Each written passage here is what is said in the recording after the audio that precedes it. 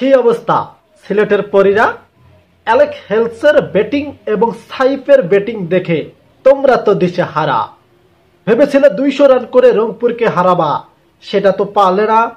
আমি আগেই বলেছিলাম, এখনো বলতেছি, রংপুর সেরাদের সেরা এবং বিপিএল এর রংপুর কাপ নিবে 100%। খাতা কলমানো আমি লিখে দিচ্ছি, আমাদের রংপুর রাইডার্স বিপিএল এ এবার কাপ নিবে নিবে নিবে। তাদের টার্গেট ছিল 3টা, 2টা কমপ্লিট হয়েছে, গ্লোবাল টি20, এমসিএল। এবার টার্গেট হচ্ছে বিপিএল। সো এই যে সিলেটি ফরিরা, তাদের টিমটা রান করেছিল 200+।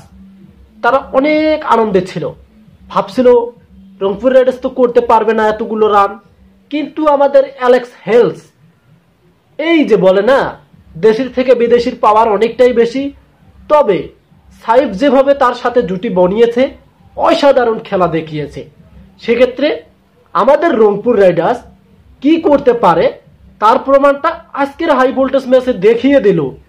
সিলেটের মতো টিম 200+ রান করেছে, আর ওই রানটাকে 19 ওভারে অ্যালেক্স হেলস সেঞ্চুরি করে নিয়ে ব্যাক টু ব্যাক 3টা 6 মারছে।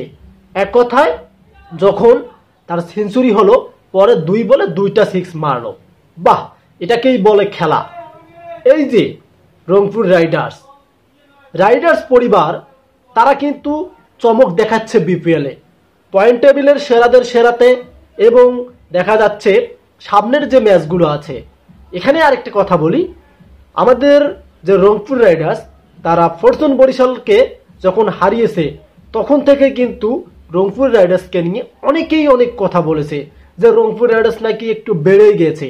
সো রংপুর রাইডার্স তো বেড়েই যাবে, যে ভালো খেলে, যার পারফরমেন্সটি বেশি, তাকে নিয়ে সমালোচনা করে পাড়াপড়শি।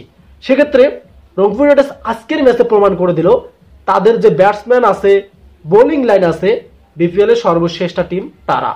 যেমন রানের গতির দিক দিয়ে অ্যালেক্স হেল এবং তার সাথে সাথে যে বাকি ব্যাটসম্যানগুলো আছে, সাইফ এবং ইফতিকার আহমেদ, তারা প্রমাণ দিয়ে দিল।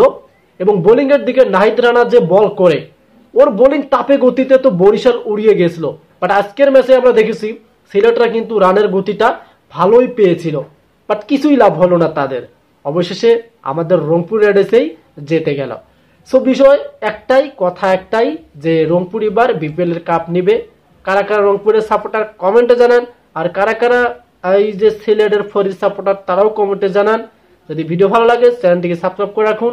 যারা পেজ থেকে দেখলেন ভিডিওটি শেয়ার করে পেজটিকে ফলো করুন। নেক্সট ভিডিও আসতেছে, ধন্যবাদ।